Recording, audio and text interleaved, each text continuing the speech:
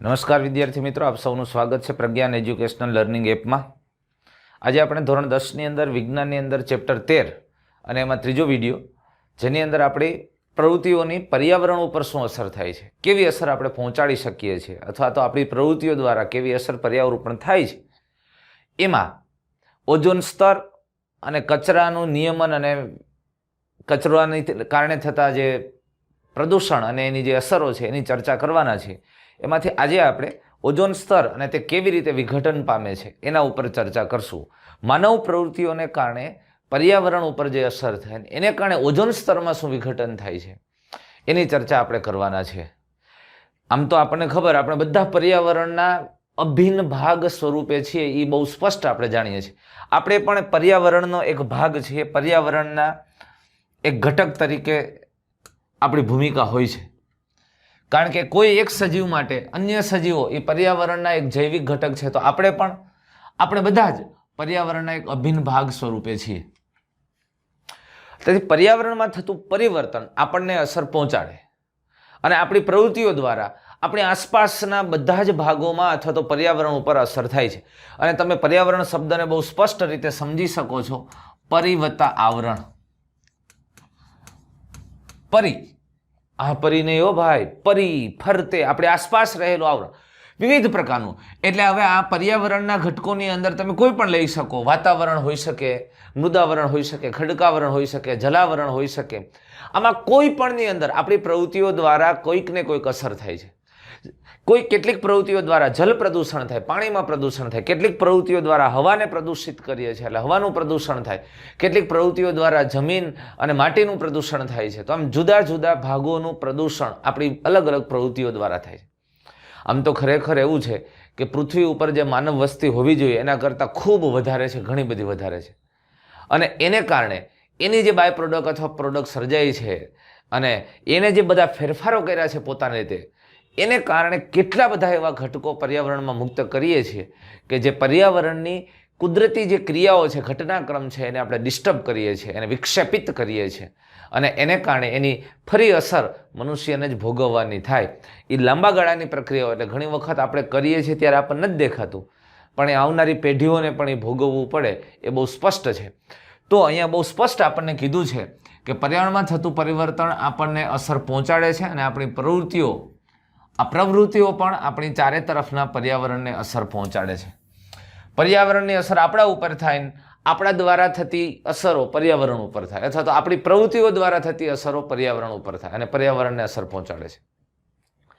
આપણે આના ઉપર થોડી આગળના ધોરણમાં ક્યાંક ડિસ્કસ કરી ગયા છીએ, પણ આપણી પ્રવૃત્તિ પર્યાવરણને કોઈને કોઈ પ્રકારે પ્રદૂષિત કરે છે, નુકસાન પહોંચાડે છે। હવે કેવી રીતે પ્રદૂષિત કરે છે, તો આ ભાગમાં આપણે પર્યાવરણ સંબંધિત બે સમસ્યાઓની વિસ્તૃતથી ચર્ચા કરવાના છીએ। અને એ બે વિષયમાં કયા બે વિષયની અંદર ચર્ચા કરીશું, તો કે ઓઝોન સ્તરનું વિઘટન અને કચરાનું વ્યવસ્થાપન।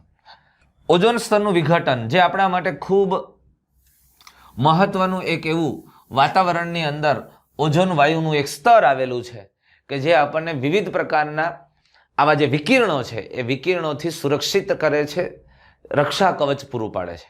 અને બીજું કચરાનું વ્યવસ્થાપન। આ બે ટોપિક વિશે વાત કરશું। એમાં અત્યારે આપણે માત્ર ઓઝોન સ્તર વિઘટનની વાત કરીએ। હવે ઓઝોન એટલે O3, આ O3 નો અણુ ખરેખર ઓક્સિજનના 3 પરમાણુઓ ભેગા થઈને બનતો અણુ છે O3।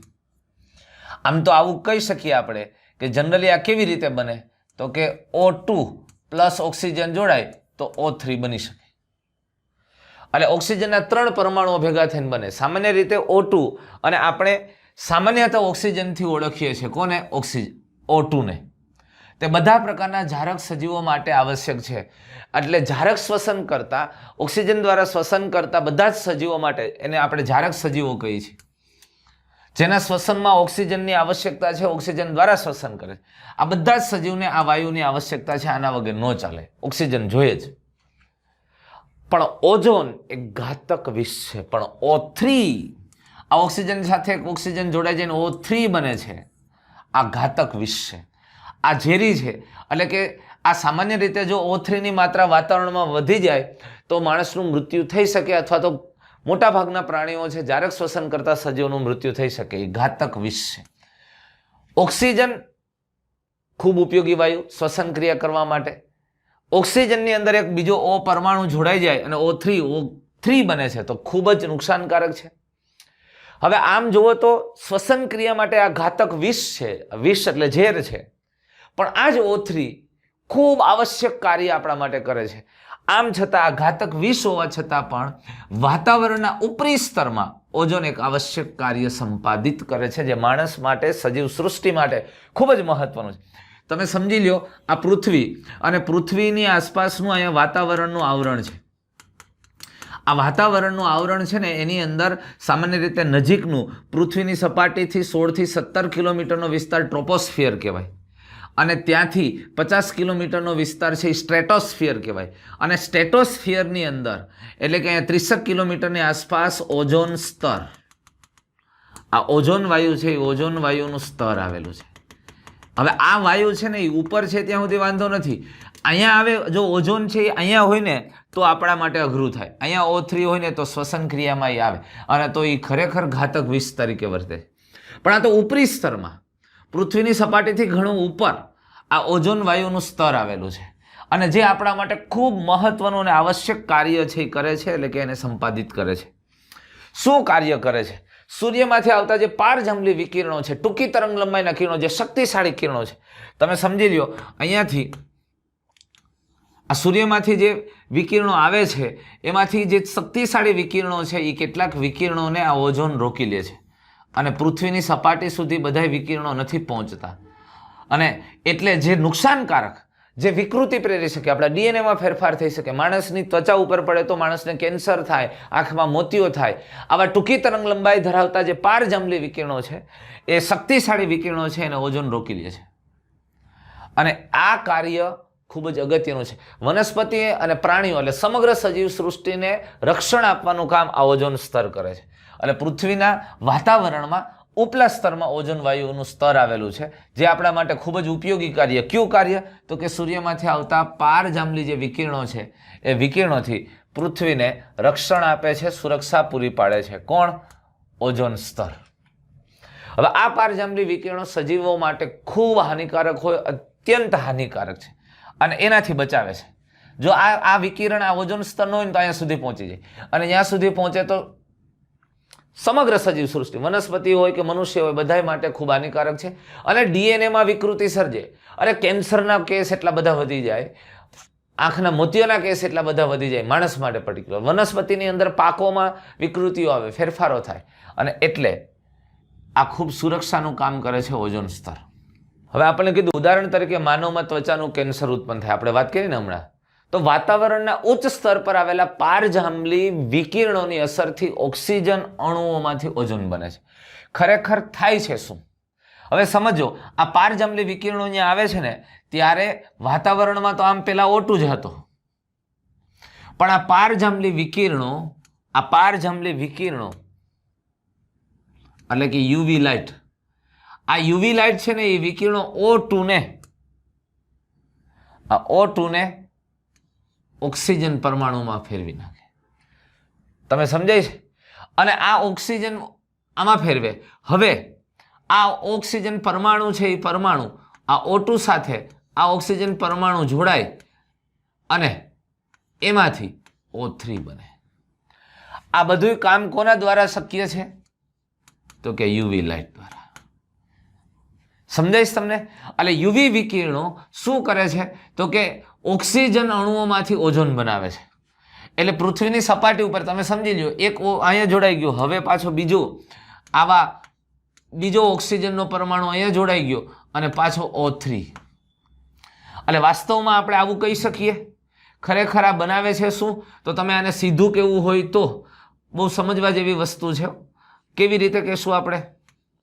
આ 3O2 છે તો આમાંથી આ યુવી પ્રકાશ, આ પારજાંબલી વિકિરણો, આ યુવી પ્રકાશ શું કરી નાખે છે તો કે આમાંથી 2O3 બે ઓઝોનના અણુ બનાવી દે. ઓક્સિજનના 3 અણુ હોય તો ઓક્સિજનના 3 અણુમાંથી ઓઝોનના 2 અણુ બનાવી દે. કેવી રીતે?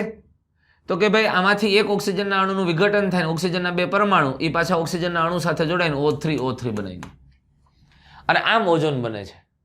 અને આમ ઉચ્ચ ઉર્જાવાળા પારજાંબલી વિકિરણો ઓક્સિજન અણુઓને વિઘટિત કરી, એટલે ઓક્સિજન અણુઓને વિઘટિત કર્યા અને ઓક્સિજન પરમાણુ બનાવે છે, અને આ ઓક્સિજન પરમાણુ ઓક્સિજન અણુ સાથે જોડાઈ જાય અને O3 બનાવે છે. આ જે સમીકરણ મેં તમને લખીને સમજાવ્યું એ પ્રમાણે અહીંયા ઘટના થાય, અને એટલે અહીંયા સતત ઓઝોન બનતું રહે છે, અને એ ઓઝોન બનતું રહે એ જ ઓઝોન આ શક્તિશાળી પારજાંબલી કિરણોને જકડી રાખે છે, અહીંયા પકડી રાખે છે, શોષી લે છે, કારણ કે એમાં જ એની શક્તિ વપરાઈ જાય છે O2 માંથી O3 બનાવવામાં, અને એટલે આ પારજાંબલી કિરણો નીચે સુધી પહોંચી શકતા નથી. આમ તો પારજાંબલી કિરણો 3 પ્રકારના હોય, એટલે કે યુવી એટલે અલ્ટ્રાવાયોલેટ વિકિરણ, અલ્ટ્રાવાયોલેટમાં UVA, UVB અને UVC. પણ સામાન્ય રીતે જે નુકસાનકારક છે, શક્તિશાળી વિકિરણો છે, એ અહીંયા ઓઝોનના નિર્માણ અને ઓઝોનમાં એબ્ઝોર્બ થઈ જાય છે, એમાં વપરાઈ જાય છે, અને એટલે એ વિકિરણો પૃથ્વીની સપાટી સુધી પહોંચતા નથી, અને આમ પૃથ્વી અથવા તો પૃથ્વીના સમગ્ર સજીવ સૃષ્ટિને આ પારજાંબલી કિરણોથી ઓઝોન દ્વારા સુરક્ષા મળે છે, રક્ષણ મળે છે, અને એટલે ઓઝોન સ્તરનું જતન થવું ખૂબ જરૂરી છે. હવે આપણે કેટલીક એના સંબંધિત વાત કરીએ. ખરેખર ઈસવીસન 1980 થી વાતાવરણમાં ઓઝોનની માત્રામાં ખૂબ ઝડપથી ઘટાડો થયો. હવે ખરેખર થયું શું, તો કે આ ઓઝોન સ્તરની જે જાડાઈ હતી એ જાડાઈમાં ઘટાડો થયો. એ જાડાઈની અંદર કેવી રીતે ઘટાડો થયો, તો કે ક્યાંક આ ઓઝોન સ્તરના ગાબડાઓ પડ્યા. એ ગાબડાઓ કેને કારણે પડ્યા? ઓઝોન સ્તરની જાડાઈમાં ઘટાડો થયો, ઓઝોન વાયુનું પ્રમાણ ઓછું થયું. કેમ એવું ઓછું થયું? ખરેખર તો ઓઝોન બને જ છે યુવી લાઇટ દ્વારા, પણ એનું કારણ છે કેટલાક પ્રદૂષકો ત્યાં સુધી પહોંચી ગયા, એને કારણે થયું.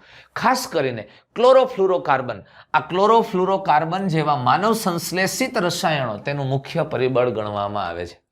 અને આ CFCનો ઉપયોગ, ક્લોરોફ્લુરોકાર્બનનો ઉપયોગ શીતક તરીકે, એટલે ખાસ કરીને આપણા એસી અને રેફ્રિજરેટરમાં જે ગેસ વપરાય છે એમાં એનો ઉપયોગ થાય. ફાયર એક્સટિંગ્યુશનમાં, અગ્નિશામક પદાર્થોમાં આનો ઉપયોગ થાય છે. એટલે CFCના ઉપયોગ 2 પ્રકારે થયા. એક શીતક તરીકે, એટલે જે ખાસ કરીને એસી અને રેફ્રિજરેટરની અંદર જે ગેસ તરીકે જે ઠંડક આપનાર ઘટક છે એના માટે, અને બીજું અગ્નિશમન, એટલે ખાસ કરીને આગ લાગી છે એને ઠારવા માટે વપરાતા હોય, અગ્નિશામક તરીકેનો ઉપયોગ થાય છે. 1987માં સંયુક્ત રાષ્ટ્ર પર્યાવરણ કાર્યક્રમ દ્વારા, એટલે જોજો યુનાઇટેડ નેશન એન્વાયરમેન્ટ પ્રોગ્રામમાં સર્વાનુમતે એવા કરાર કરવામાં આવ્યા કે CFCના ઉત્પાદનને 1986ના સ્તર પર જ સીમિત રાખવામાં આવે. એટલે 1986ની અંદર જે હતું એથી વધારે હવે CFCનું ઉત્પાદન ન થાય, અને અથવા તો CFCનો ઉપયોગ ઓછો થાય એવો પ્રયત્ન કરવો. આવું સમગ્ર દેશો દ્વારા નક્કી કરવામાં આવ્યું. સંયુક્ત રાષ્ટ્ર પર્યાવરણ કાર્યક્રમની મદદથી સર્વાનુમતે કરાર કરવામાં આવ્યા કે CFCના ઉત્પાદનને 1986ના સ્તરમાં જે હતો એથી વધવો ન જોઈએ. હવે એ ઉત્પાદનને ઘટાડો કેવી રીતે થાય એના માટેના પ્રયત્ન કરવામાં આવે. આવા ઓઝોન સ્તર ડિપ્લેશન અથવા એના વિઘટનને અટકાવવા ક્યોટો પ્રોટોકોલ પણ આવા યોજવામાં આવ્યા, અને એક નક્કી કર્યું, આખા બધા દેશોએ એના પ્રતિનિધિઓ ભેગા થયા કે ભાઈ હવે CFCનું ઉત્પાદન ઘટાડવામાં આવે, જેથી કરીને આ ઓઝોન સ્તરનું જે વિઘટન થાય ન થાય. કારણ કે CFCમાં છે ને ક્લોરીન વાયુ મુક્ત થાય છે. જોજો હવે CFCની અંદર ક્લોરીન હોય, Cl2. હવે આ થાય છે શું? આ Cl2 છે ને એ ઓઝોન સાથે જોડાય. હવે તમે સમજો, અહીં ઓઝોનના 2 અણુ છે, એટલે આમાંથી શું થઈ જશે ખબર?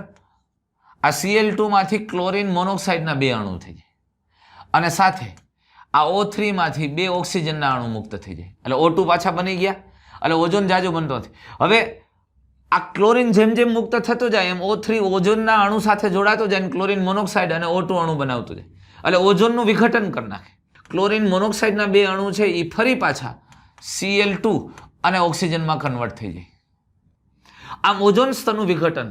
આ ક્લોરીનનો એક અણુ 1 લાખથી વધુ ઓઝોનનું વિઘટન કરે છે. આ Cl2 પાછો ઓઝોન સાથે જોડાય, અને આવું કેટલી બધી વખત ઓઝોન સાથે જોડાયા પછી એ ક્લોરીન ફરી પાછો પૃથ્વીની સપાટી પર આવે અથવા તો એ નિષ્ક્રિય થાય. તો આમ ક્લોરીનનો એક અણુ 1 લાખ ઓઝોનના અણુનું વિઘટન કરે છે. તો આમ આવો ક્લોરીન છે એ ક્લોરીન CFC દ્વારા મુક્ત થાય. રેફ્રિજરેટર, એસી એના જે ગેસ હોય ને એ ગેસ લીક થાય ત્યારે મુક્ત થાય. આ સિવાય આપણે આવો ક્લોરીન વાયુનું ખૂબ મોટા પ્રમાણમાં મુક્ત કરીએ છીએ. આપણે આ પેપર કપ અને પેપર ડીશ સળગાવીએ છીએ, થર્મોકોલ સળગાવીએ છીએ, એમાં પણ આ પ્રકારના વાયુની માત્રા ખૂબ ઊંચી હોય છે અને એ પણ ઓઝોનને ખૂબ જ નુકસાન પહોંચાડે છે, ભયંકર નુકસાન પહોંચાડે. એટલે શક્ય હોય ત્યાં સુધી આ પેપર કપ પેપર ડીશના જે આપણે મન પડે એમ ઉપયોગ કરીએ છીએ અને એને એક સાથે સળગાવે છે, એનું દહન થાય ત્યારે આવા ખતરનાક વાયુઓ મુક્ત થાય છે અને જે આપણા પર્યાવરણને ખૂબ જ નુકસાન પહોંચાડે છે. તો એનો ઉપયોગ કેમ ઘટે એવું આપણે સૌએ વિચારવું જોઈએ અને આપણી આવનારી પેઢી અને આપણા માટે એ ખૂબ જરૂરી છે. અને હવે એટલે આ બધી જો તમે યુનાઇટેડ નેશન દ્વારા કાર્યક્રમો થયા પછી રેફ્રિજરેટર બનાવતી વિશ્વની પ્રત્યેક કંપનીઓ માટે CFC મુક્ત રેફ્રિજરેટર બનાવવાનું ફરજિયાત કરવામાં આવ્યું. એટલે હવે રેફ્રિજરેટરની અંદર CFC વાયુનો ઉપયોગ ન કરવો એવું કમ્પલસરી થયું.